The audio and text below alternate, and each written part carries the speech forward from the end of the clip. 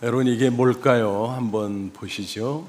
직접 보신 분이 혹시 계실지 모르겠습니다만 조각품이죠. 작품명은 신의 손입니다. 스웨덴의 유명한 조각가 칼 밀레스의 작품입니다. 큰 손 위에서 하늘을 우러르는 한 인간의 모습을 보여주고 있습니다. 잘 보니까 그는 벌거벗은 채 서 있죠.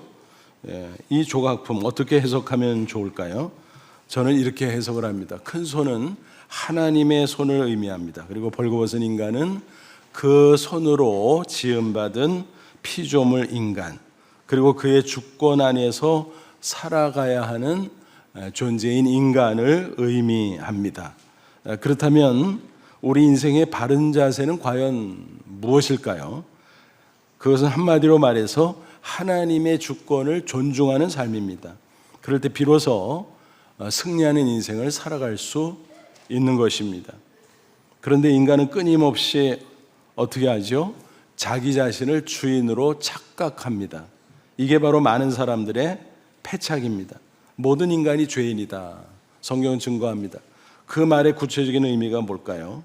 바로 이거죠. 자신감을 갖는 것까지야 뭐라고 하겠습니까마는 도가 지나쳐서 자기 스스로를 신으로 여기는 성향, 그게 바로 죄의 본질이라는 것입니다. 창세기 3장 보면 확인할 수 있죠. 인류의 시조 아담과 여자의 타락 사건이 기록되어 있습니다. 창조주 하나님께서 우주 만물을 창조하시고 또 하나님의 형상대로 인간을 창조하시고 에덴 동산에 아담과 여자를 거주하게 마련해 주었습니다. 그리고 자유를 주셨습니다. 그런데 한 가지 제한을 두셨는데 그건 뭘까요? 잘 아시는 대로 선악과를 따먹지 말라는 계명이었습니다. 그것은 아주 최소한의 경계선이었습니다. 무슨 말인가 하면 하나님은 어디까지나 창조주잖아요. 인간은 어디까지나 피조물이잖아요. 인간이 아무리 자유를 누린다고 할지라도 하나님과 똑같아질 수도 없고 똑같아져서는 안 됩니다. 그래서 그 경계선을 그은 게 바로 선악과 계명이다. 그렇게 생각하시면 됩니다. 이 선악과 계명을 지킴으로써 하나님과의 올바른 관계를 유지하고 그 가운데 하나님이 기뻐하시고 인간도 기뻐하고 아름다운 삶을 영위하게 되었던 것입니다. 그런데 탈이 났죠. 하나님의 조치는 지당한데 그 틈을 비집고 들어온 뱀이 있었습니다. 뱀 속에 들어간 사탄, 정확하게 말하면 그가 접근해서 인간을 유혹하죠. 따먹어. 뭐라고 거짓말을 시키면서 부추겼나요? 창세기 3장 5절 보면 너희가 그것을 먹는 날에는 너희 눈이 밝아져 하나님과 같이 되어 선악을 알 줄을 하나님이 아심이라. 한마디로 말하면 하나님과 똑같아진다는. 여러분, 이게 가당한 말입니까?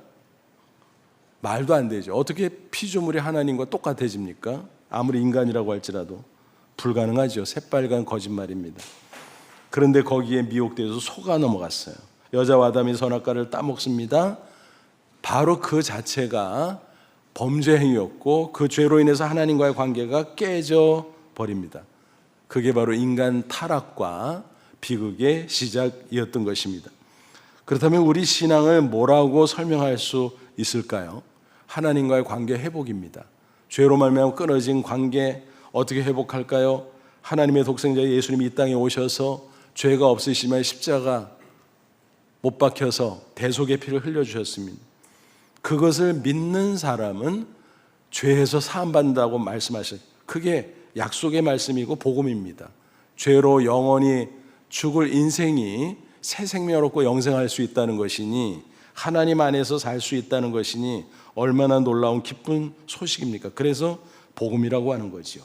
그 복음을 믿음으로 죄는 사라지고 하나님과 나 사이에 올바른 관계가 다시 수립이 되는 거죠.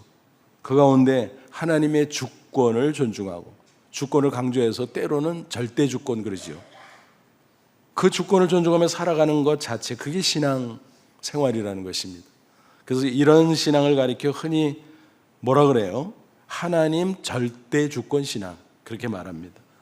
그래서 신실한 신앙의 사람들은 다 하나님 절대 주권 신앙의 소유자였습니다. 그런데 안타깝게도 하나님을 믿노라 하는 성도들 가운데서도 입으로만 주여 주여 하지 실제 삶 속에서 자기 자신이 하나님 행세를 하는 경우가 적지 않다는 것입니다. 하나님의 주권을 존중하지 않습니다. 말로만 합니다. 그런 신앙의 행태를 가리켜 명목적 신앙, 그러니까 겉모습만 신앙이라는 거예요. 본문에 보니까 이런 두 유형의 신앙인이 등장해요. 평범한 여인 한나와 제장 엘리의 모습이죠. 겉보기에는 신분적으로 따져보면 하늘 땅이죠. 그런데 반대로 하나님 보시기에 그 신앙은 또 하늘 땅 차이입니다. 그들의 각각의 신앙을 가리켜 이렇게 불러봅니다. 한나의 경우 하나님 제일주의 신앙, 엘리의 경우 인간 제일주의 신앙. 제사장인데 여러분, 제사장이 무슨 필요입니까? 그거보다 본질적인 것이 그 내면의 신앙이지, 그 삶 속의 신앙이지. 그렇죠? 그런 각각의 신앙이 그들의 인생을 어떻게 이끌어갔는가, 또 더 나아가 그들의 가정을 어떻게 이끌어갔는가, 우리는 성경을 통해서 확인해 볼 수 있습니다. 간단히 말하면 하나님 제일주의 신앙으로 살았던 한나, 그리고 그 가정은 흥했습니다. 반면 인간 제일주의로 살았던 엘리와 그 가정은 망했습니다. 저와 여러분 어느 쪽의 모습으로 신앙생활하기를 소원합니까? 두말할 필요가 없지요. 아무쪼록 오늘 말씀을 통해 하나님 제일주의 신앙으로 승리 인생을 꼭 살아가시기를 주님의 이름으로 축원합니다. 오늘 본문의 배경을 먼저 잠시 소개해드리면 BC 11세기예요. 이스라엘의 사사시대의 만렵이었습니다. 엘리와 그 아들들은 제사장들이었어요. 반면에 한나와 그 아들 사무엘은 평범한 평민이었어요. 그런데 이 양쪽 인물 그리고 양쪽 가정을 교대로 성경이 서술하고 있습니다. 그래서 엘리의 모습, 한나의 모습, 또 이 집안의 모습, 이 집안의 모습, 이런 식으로 교대로 앞으로 어떻게 되는가, 그것을 계속 교대로 반복해서 서술하고 있습니다. 한쪽은 망해요. 다른 한쪽은 흥해요. 왜 그랬나, 그 원인을 분석해 주니까 바로 신앙의 차이였다라는 사실입니다. 그럴 수밖에 없는 것이 인생의 흥망성쇠 어때요? 하나님에 대한 태도에 좌우된다는 사실입니다. 하나님의 제일주의냐 아니면 인간 제일주의냐, 이겁니다. 신학 용어로 다시 표현하면 하나님 제일주의를 신본주의라 그래요. 인간 제일주의를 인본주의라 그래요. 그러니까 각각의 신앙의 유형에 따라서 그 인생이 좌우된다. 성경은 그렇게 증거하고 있습니다. 본문 30절 하반절 보면 하나님께서 그것을 직접 이렇게 정리해 주셨어요. 나를 존중하는 자를 내가 존중해 여기고 나를 멸시하는 자를 내가 경멸하리라. 뭐예요? 하나님에 대한 태도, 하나님의 주권을 존중한다. 그러면 하나님이 역시 그 인간을 존중하고 축복하신다라는 거예요. 반대로 하나님을 멸시한 뭐예요? 하나님의 주권을 인정하지 않고 하나님의 뜻을 따르지 않고, 그게 하나님 멸시하는 거죠. 그러면 하나님께서 경멸한다, 즉 저주하신다 라고 하는 거예요. 하나님을 귀히 여기면 축복, 하나님을 무시하면 저주, 변치 않은 인생의 공식인 것입니다. 성경은 이와 같은 인생의 공식을 누누이 증거하고 있어요. 하나님을 귀히 여기는 것은 뭘까요? 하나님을 높여드리는 거예요. 높으신 하나님이니까 그대로 높여드리는, 그게 바로 하나님 제일주의 신앙. 인간 편에서 보면 뭐예요? 하나님 앞에서 나 자신을 낮추는 거지요. 그래서 야고보는 4장 10절에 이렇게 증거했습니다. 주 앞에서 낮추라, 그러면 주께서 너희를 높이시리라. 이렇게 하나님 제일주를, 하나님은 높이고 나는 낮추고, 그렇게 살아가면 하나님이 기뻐하시고 반드시 그 인생을 책임져 주시고 축복해 주신다는 사실입니다. 한나를 보십시오.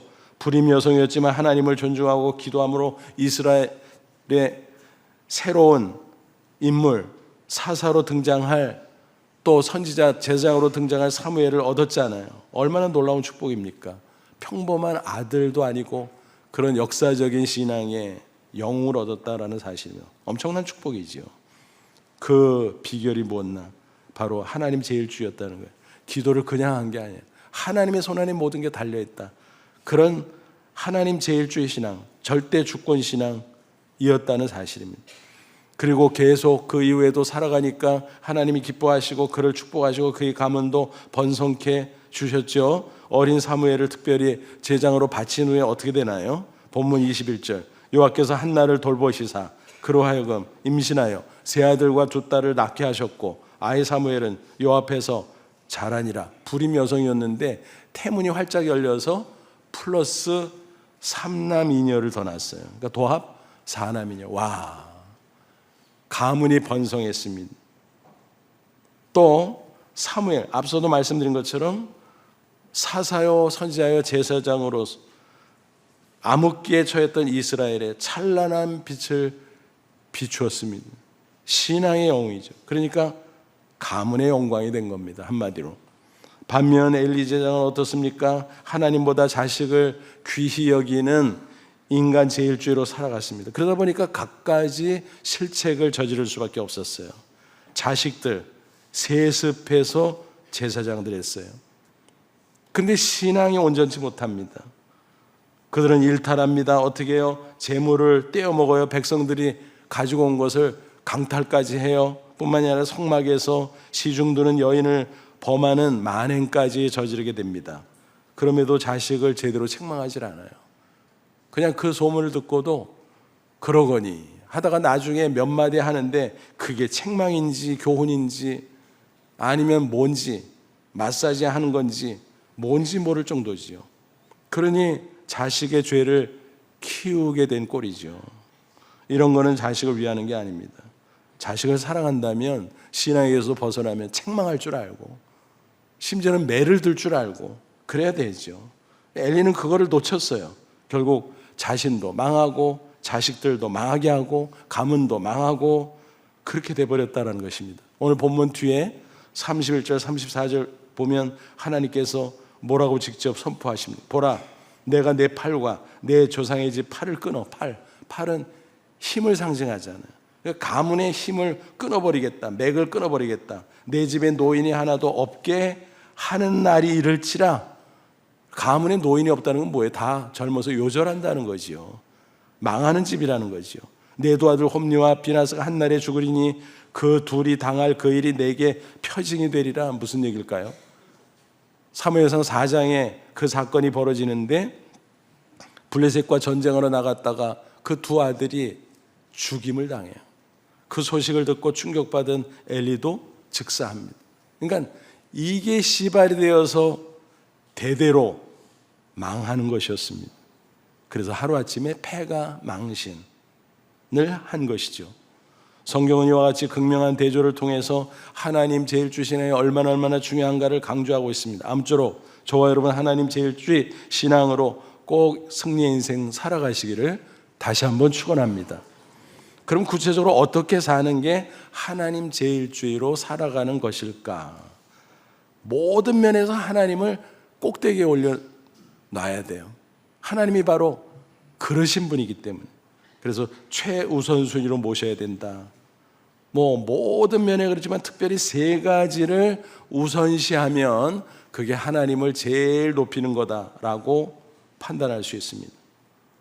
예배를 우선시하고 말씀을 우선시하고 또 헌신을 우선시하고 그게 바로 하나님 제일주의 신앙의 실제라고 말할 수 있습니다. 차례로 살펴보죠. 첫째, 예배를 우선시하는 게 하나님 제일주의입니다. 예배는 인간의 존재 목적이죠. 하나님이 인간을 창조할 때 그 목적 예배였어요. 예배가 뭐예요? 하나님의 영광을 높여드리는 거죠. 하나님은 위대하신 분이기 때문에 능력이 많으신 분이기 때문에 바로 그것을 표현하고 그래서 하나님의 영광을 높여드리는 것입니다. 마치 이와 같은 거예요. 예술가와 작품을 한번 비유해서 생각해 보죠. 예술가는 자신의 사상, 감정 또 자신의 재능 등등을 가지고 작품으로 표현을 하죠. 그럼 감상하는 사람들이 그걸 보고 와 하면서 감동을 받고 감탄을 하고 칭송을 합니다. 예술가는 바로 그것을 원해서 작품을 창조하는 것이고 또 그것을 통해서 기뻐하는 것입니다. 그와 마찬가지입니다. 하나님께서 왜 태초에 우주 만물을 창조하셨을까? 우리 인간을 하나님의 형상대로 창조하셨을까? 무에서 유로. 하나님은 뭐가 부족해서 그것을 창조한 게 아니에요. 기뻐하기 위해서 하나님의 영광을 드러내고 또 피조물이 하나님의 영광을 찬양하고 높여드리고 예배하도록 창조하셨다라는 것입니다. 그러므로 우리가 잊지 말아야 될 중요한 사실, 그건 뭐냐면 하나님이 인간을 창조한 목적, 예배라 그랬잖아요. 그러니까 행복이 아니라는 거예요. 그거 뭐야? 하고 반문할 수도 있습니다. 아니, 우리의 행복을 위해서 하나님이 우리를 창조하지 않고 그럼 뭐를 위해서? 예배를 위해서라니까요. 그 행복은 뭐야? 우리 짝이 있는 거예요. 짝이. 동전의 양면과 같습니다. 그러니까 예배의 목적을 잘 맞춰서 살면 행복은 저절로 따라가는 것입니다. 행복을 위해서가 아니에요. 예배를 위해서예요. 근데 예배를 위해서 맞춰 살면 행복이 따라온다라는 것입니다. 왜 인간이 불행할까요? 여러분 생각해 보세요. 각자가 자기 위해서 살잖아요. 자기 위해서. 자기가 하나님 행세하고 자기 욕심을 채우고 자기의 영광을 위해서 살고. 근데 왜 안 돼요? 그게 창조의 법칙과 어긋나니까 안 되죠. 그래서 인간의 불행의 근본적 이유는 예배를 제쳐두고 하나님을 무시하고 자기 자신의 행복만을 위해서 살아가기 때문이라는 것을 잊지 마십시오. 모든 피조물을 보십시오. 창조의 목적을 잘 수행하고 있잖아요. 하늘을 보세요. 하나님의 영광을 드러내지요. 동물과 식물을 보세요. 만물을 보세요. 하나님의 신비로운 속성을 드러냅니다. 찬양하는 거예요. 그런데 인간이 문제예요. 서두에서 말씀드렸죠. 아담이요, 인간이 하나님을 높이는 대신에 자기 스스로 하나님 행세를 하고 자신을 높이려고 합니다. 그게 탈인 거예요. 그게 하나님을 배반한 것이요, 그것이 창조주 하나님에 대한 범죄인 것입니다. 그로 인해서 모든 인간은 영원히 멸망할 수밖에 없는 운명에 처해졌다라는 것입니다. 그런데 다행히 하나님의 아들 독생자 예수님이 이 땅에 오셔서 십자가에서 우리의 죄를 대신해서 피 흘려 죽으시고 이제는 그 대속의 복음을 믿는 자에게 죄사함의 은혜를 주시는 것입니다. 그것을 깨달은 우리는 하나님을 만나고 하나님의 위대하심을 알고 찬양하고 하나님의 영광을 높여드리는 것, 그게 예배자지요. 그러니까 창조의 목적도 예배자, 구원의 목적도 예배자 되게 하는 것이구나 알 수 있습니다. 본문을 보세요. 한나가 얼마나 예배를 귀히 여겼는지 알 수 있죠. 19절, 그의 어머니가 한나지요, 매년 드리는 제사를 드리며 그의 남편과 함께 올라갈 때마다 작은 겉옷을 이어 그에게 사무엘에게 주었더니, 한나 부부가 매년 절기 때가 되면 성막이 있는 실로, 성막을 회막이라고 부르기도 해요. 그때는 성전 건물이 건축되기 전이라 임시처소로서 성막이 보존되고 있었습니다. 근데 그들의 거주지는 라마라는 성읍이었어요. 그러면 라마에서 실로까지 가는데 얼마나 거리가 될까? 26km, 에게라고 생각하시면 오해예요. 지금 우리 기준으로 하면은 그까짓 거 고속도로 26km 휙 금방 가지 그게 아니에요. 그 당시엔 길이랄 것도 없잖아요. 얼마나 험해요. 또 걸어 다녔잖아요. 그러니까 너무너무 먼 길이고 겨우 1년에 한 번 정도 갈 수밖에 없는 처지였다라고 하는 사실입니다. 그런데 그들은 그 먼 길을 가서 제사했습니다. 예배했습니다. 물론 아이가 있기 때문이라고 말할 수도 있지만 그 전에 예배자로서 그들은 갔다라고 하는 사실입니다. 그리고 아이를 만나기 위해서 뭘 준비하지요? 에봇은 제사장이 입는 옷인데 아마 정식 제사장 옷이라기보다는 작은 에봇인 것 같아요. 꼬마 제사장 인셈이니까. 한나 부부도 예배자, 사무엘도 예배자, 그렇게 살았다는 사실입니다. 그 모습을 하나님이 기뻐하셨습니다. 그리고 사무엘을, 한나를, 그 가문을 축복하셨습니다. 반면 엘리와 그 아들들의 모습을 보세요. 형식상으로는 제사장이죠. 그런데 안타깝게도 제사, 즉 예배를 소홀히 여겼어요. 아니, 소홀히 여기다 못해 무시하고 심지어 회방까지 했다는 슬픈 사실입니다. 앞에 17절 보니까 이 소년들의 죄가 여호와 앞에 심히 크면 그들이 여호와의 제사를 멸시함이었더라. 예배를 멸시했대요. 와, 이보다 더 큰 죄가 있을까요? 그들은 구체적으로 앞에서 잠시 언급드렸습니다만 백성들이 재물을 가지고 오면요 그거를 뺏었어요. 오히려 백성들이 더 잘 알아요. 제사장님 이러시면 안 돼요. 그러니까 아이 시끄러. 그리고 그거를 강탈합니다.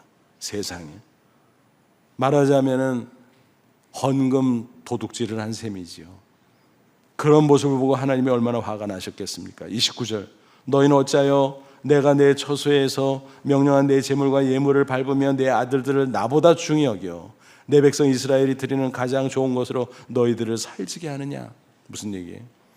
엘리 부부가 엘리 가정이 그 아들들을 단속하지 않았다는 게 그 이야기를 듣고도 내버려 두니까 계속 그 짓을 하고 심지어 그 성막에서 수종도는 여인들까지 범하고 아니 끝도 없이 타락하는 그들의 모습 그러면서 자기들의 배만 불리고 하나님이 탄식한 겁니다. 하나님이 너무너무 싫어하는 짓을 했으니 어찌 온전하겠어요. 망하는 게 당연해. 망하지 않으면 이상하죠. 하나님이 살아계신데. 예배가 중요합니다. 예배의 횟수도 중요하고 태도도 중요합니다. 주일 예배는 기본 중에 기본이지요. 그래서 목숨처럼 지켜야 됩니다. 곶감 빼먹듯 쏙쏙 빼먹으면 자해행위예요. 자해행위. 자기의 영혼을 갉아먹는 것이고 영혼이 잘못되면 범사가 잘못되고 강건하지 못합니다. 거꾸로잖아요. 영혼이 잘되고 범사에 잘되고 강건하고 그 거꾸로잖아요. 그러므로 주일 예배 꼭 지키고 가급적 여러 예배를 드려야 좋습니다. 교회에 자주 나오는 게 가장 좋고 혹시 여건이 안 되면 개인적으로도 열심히 보충하셔야 됩니다. 가정에서 개인적으로 하나님 앞에 겸손히 무릎 꿇고 기도하며 예배하는 시간을 가져야 됩니다. 그럴 때 하나님 제일주의 신앙으로 승리할 수 있다는 이야기입니다. 성경은 분명히 증거합니다. 예배 생활에서 승리하면 인생에서 반드시 승리한다. 예배 생활에서 실패하면 인생에서도 반드시 실패한다. 공식이에요, 공식. 그런 사례는 성경에 수두룩해요, 수두룩. 구약 성경에도 나오고 신약 성경에 나오고 여기서도 있고 저기서도 있고 수두룩합니다. 또 역사 속에 우리 주변에서 그런 사례를 얼마든지 찾을 수 있어요. 신앙생활 한다고 하면서 예배를 똑바로 못 드리는 사람들 다 망합니다. 흔들립니다. 겨우 구원받을지는 몰라도 흔들려요. 인생이 무너질 때도 있어요. 그런데 신실하게 예배를 귀히 여기는 사람들은 하나님께서 책임져 주세요. 축복하세요. 그 한 사람을 소개하죠. 콜게이트 치약 아시잖아요. 그것을 만든 회사 설립자의 윌리엄 콜게이트의 이야기입니다. 콜게이트는 미국에서 가장 많이 사용하는 치약이고 전 세계적으로 8억 명 이상이 사용하는 아주 유명한 치약입니다. 그 설립자 윌리엄 콜게이트는 본래 영국 사람이었어요. 가난한 집안에서 자랐는데 게다가 아버지는 중풍병자, 어머니는 폐결핵 환자였어요. 하도 가난해서 미래가 보이질 않아. 청년이 되면서 고민하던 그는 결단합니다. 그래, 소문을 들으니까 미국 가면 일거리가 있다고 하는데 미국으로 떠나자. 어머니에게 말씀을 드리니까 어머니는 대책이 없으니까 떠나보낼 수밖에 없었습니다. 그의 손을 붙잡고 눈물을 흘리면서 당부합니다. 얘야, 어디로 가든지 꼭 교회 출석해야 되느니라. 꼭 주일 예배 드려야 되느니라 당부했습니다. 그는 돈이 없어서 무임승선을 하게 됐는데 들키고 말았어요. 그래서 선원들에게 질질 끌려가서 선장 앞에 갔는데 고개를 들고 그 얼굴을 보니까 동네 아저씨였어요. 선장님이. 다행인지 불행인지 너무너무 부끄러워서 고개를 푹 숙이고 눈물만 흘리고 있는데 너 왜 어디 미국 가려고? 왜? 미국 아무나 가는 거 아니야? 그러면서 얘기를 걸어서 이런저런 이야기라고 자기의 결심을 말씀드렸더니 그렇구나, 알았다, 괜찮다 하고 손을 붙잡고 등을 두드려주면서 기도를 했습니다. 중요한 교훈 3가지를 당부했습니다. 너 어디서 뭐라든지 하나님 제일줄에 살아야 된다. 돈을 벌면 많든 적든 11조 꼭 해야 돼. 교회에 꼭 등록하고 주일 예배 빠지지 마라. 말씀대로 성실하게 살아라. 그러면 반드시 하나님이 너와 함께 할 거야. 너를 축복할 거야. 너는 성공하는 사람이 될 거야. 명심해. 그는 그 교훈을 가슴에 새기고 살았습니다. 뉴욕에 도착했습니다. 제일 먼저 교회에 등록했고 열심히 신앙생활을 가난했지만 기뻤습니다. 왜? 하나님이 함께 하니까. 그래서 열심히 했는데 처음에는 비누 공장 직공으로 시작을 했고 하나님이 계속 축복하시니까 꿈이 생겼습니다. 회사를 설립하자. 그게 콜게이트 회사였어요. 그리고 결국 마침내 거부가 됐다라는 것입니다. 그는 그 받은 축복으로 머물지 않았습니다. 하나님의 은혜를 기억하고 예배 연장선상에서 헌신하기 시작했습니다. 대학교를 세우고 신학교를 세우고 교회를 세우고 선교회를 세우고 후원하고 그렇게 헌신했습니다. 축복의 선순환이 일어났던 것이요. 여러분 생각해 보세요. 그가 이렇게 성공한 비결이 뭘까요? 배경이 있었어요. 백은 무슨 백이 있어요? 그가 좋은 조건?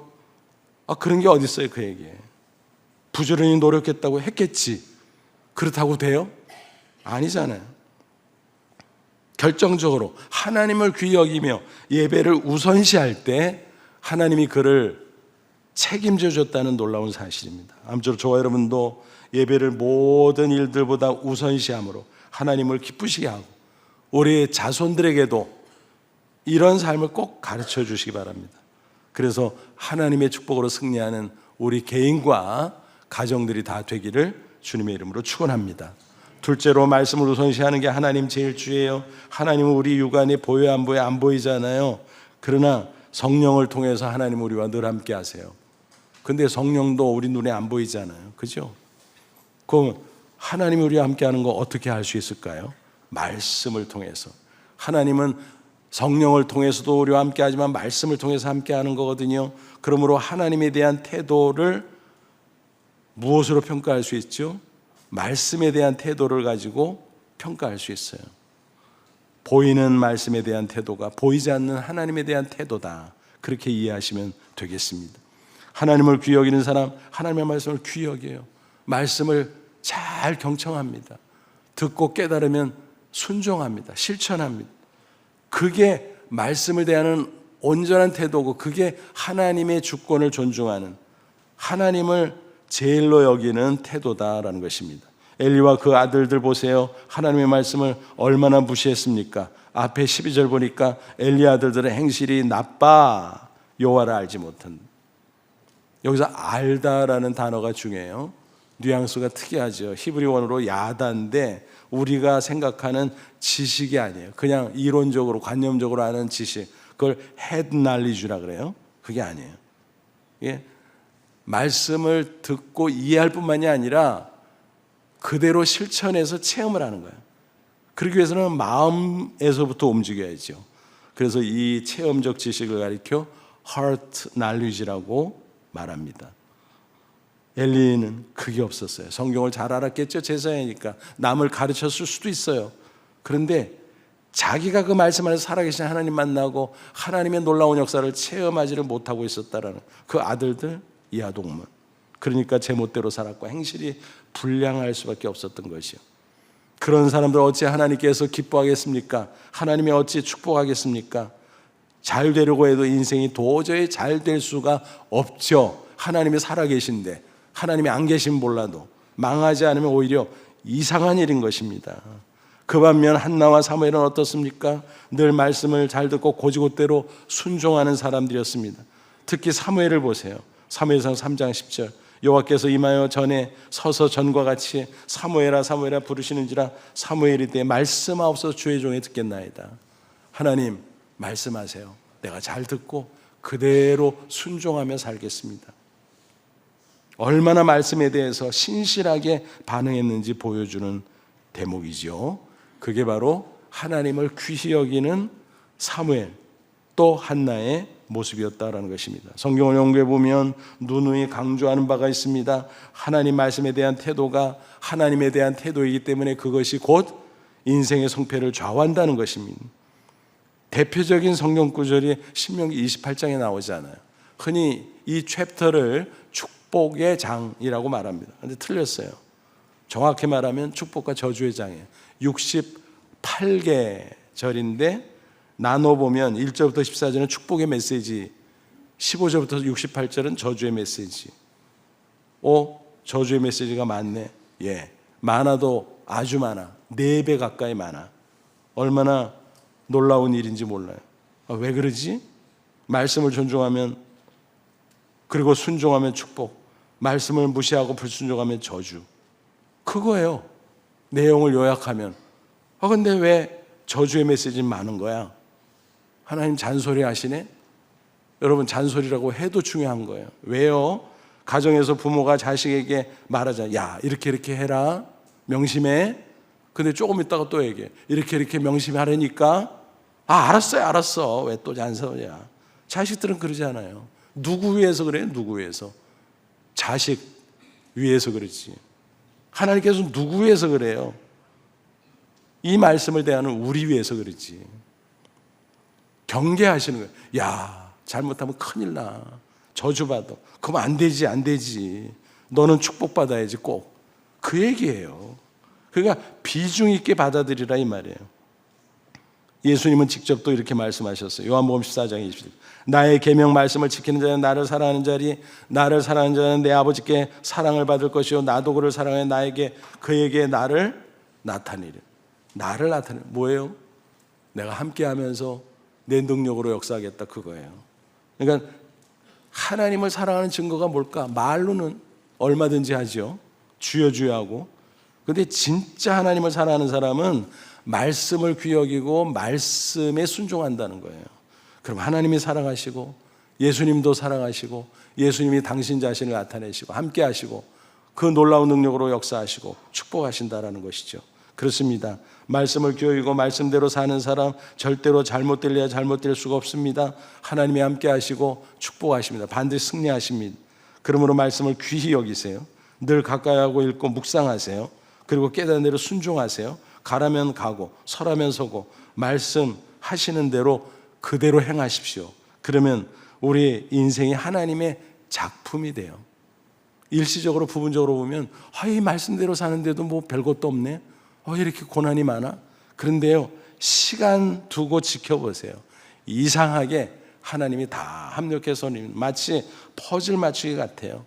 하나하나 볼 때는 힘들고 어렵고 별것도 아닌 것 같은데 말씀대로 살다 보면 척척 맞아가지고 위대한 하나님의 작품이 될 수 있다는 것입니다.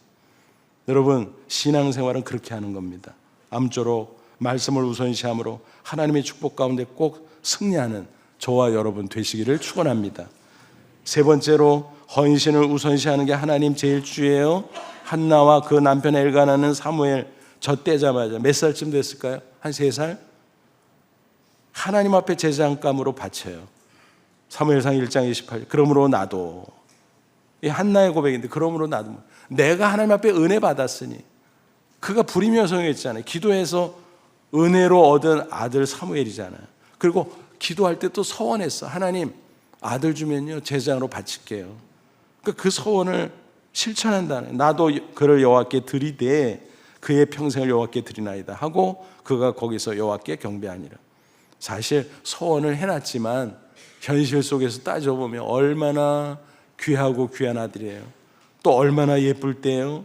그때 멀리 실로에 떼놓고 돌아온다. 야, 정말 이것이 인간이 할 짓입니까? 인간적으로 보면 너무너무 슬프고 고통스러운 일이죠. 그런데 그렇게 하고 돌아서는 한나의 마음, 한나의 모습을 한번 상상해 보세요. 가장 귀한 아들, 최고의 것으로 하나님 앞에 바친 것입니다. 하나님을 귀히 여기기 때문에, 하나님이 제일이기 때문에 그 하나님께 가장 귀한 것을 드리는 헌신이었습니다. 본문 18절 보세요. 그 헌신의 모습으로 사무엘도 잘 자라고 있음을 알 수 있습니다. 사무엘은 어렸을 때 세마포의 옷을 입고 여호와 앞에서 섬겼더라. 그죠?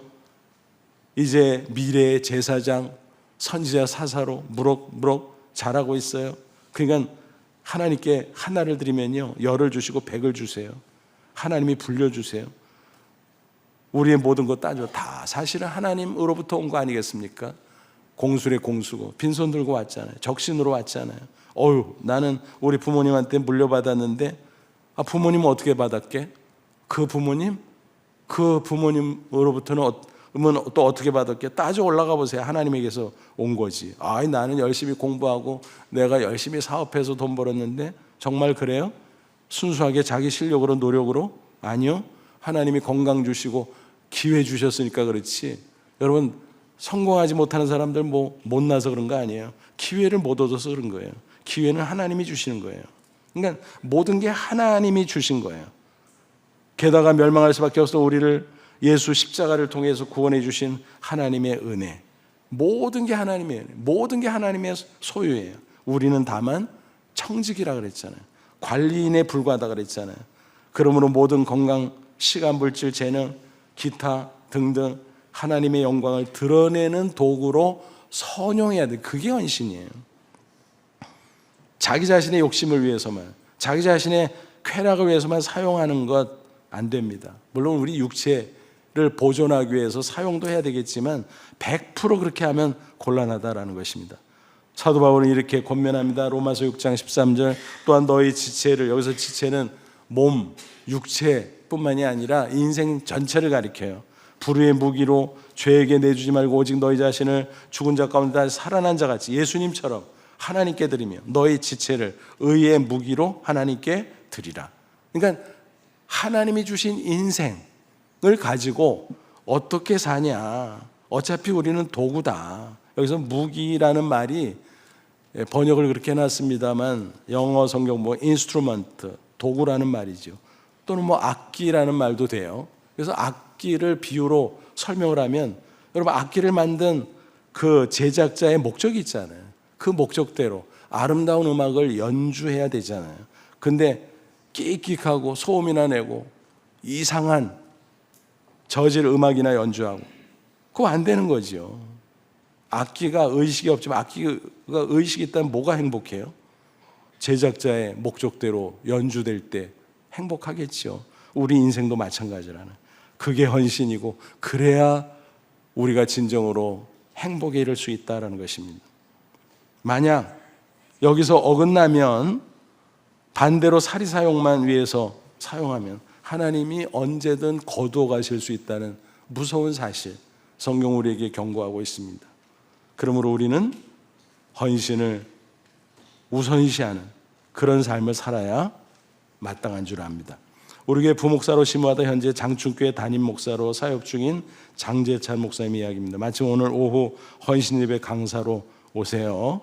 그는 영국 런던 대학교에서 석사 마치고 귀국해서 삼성연구원으로 재직했습니다. 그러다가 수년 후 하나님의 부르심을 받으셨어요. 그리고 신학해서 오늘에 이르게 됐죠.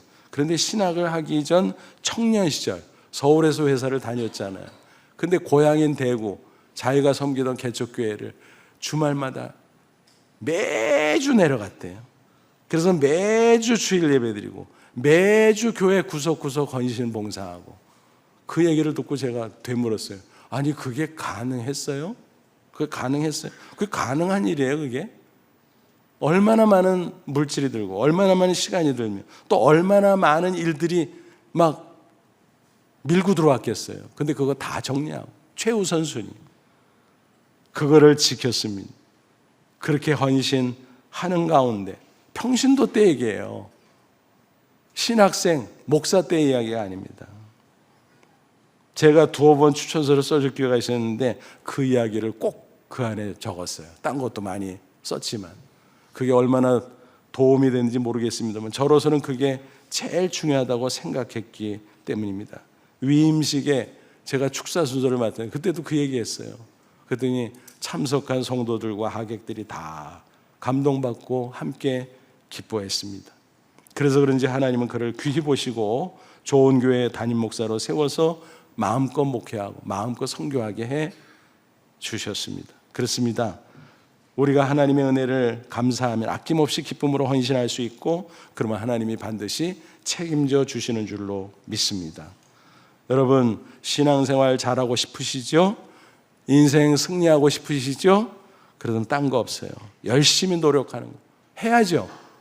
좋은 스펙 쌓아야죠. 근데 그것만으로 안 돼요. 인생은 하나님의 손안에 있기 때문입니다. 그러므로 하나님 제일주의로 살아야 돼요. 예배 우선시, 말씀 우선시, 헌신 우선시, 그렇게 함으로써 하나님 제일주의 신앙을 지키며 사시기를 바랍니다. 그리고 자손들에게도 이거를 가르쳐 주시고 전수해야 돼요. 세상 공부 필요 없다는 게 아니에요. 하지만 세상 공부만 시키면 나중에 후회 막심할 때도 있다는 사실입니다. 부디 하나님 제일주의 신앙으로 하나님을 기쁘시게 하고 하나님이 마음껏 축복하시고 영광 받으시는 승리의 인생 살아가는 저와 여러분, 그리고 우리 자손들이 다 되기를 주님의 이름으로 축원합니다. 기도하겠습니다. 이 말씀 붙잡고 기도하죠. 하나님, 그렇습니다. 하나님을 믿고 믿노라고 주여 주여 찾으면서도 살아가는 실제 모습을 들여다보면 하나님보다 세상 것을 더 귀히 여기고 우선시하고 인간 제일주로 살 때가 많았습니다. 오늘 말씀에 비추어 회개하게 하시고 문자 그대로 하나님 제일주의로 살게 하옵소서. 예배 우선시, 말씀 우선시, 헌신 우선시, 이 원칙대로 살아 하나님이 기뻐하시고 우리의 인생을 책임지심을, 또 우리 자손들까지 책임지심을 경험하게 하옵소서. 다 같이 간절한 마음으로 기도합니다. 하나님 아버지 은혜와 사랑을 진심으로 감사합니다. 이 시간 주의 말씀으로 우리를 격려하시고 축복하시니 감사합니다. 이 놀라운 진리의 말씀 붙잡고 우리가 바른 신앙생활, 바른 인생을 살게 하옵소서. 그래서 험악한 세상이지만 하나님이 책임져 주시는 가운데 당당히 승리하는 축복의 인생, 아름다운 인생 살아가는 저희들, 또 우리 자손들 다 될 수 있도록 역사에 주시옵소서. 예수님의 이름으로 기도합나이다. 아멘.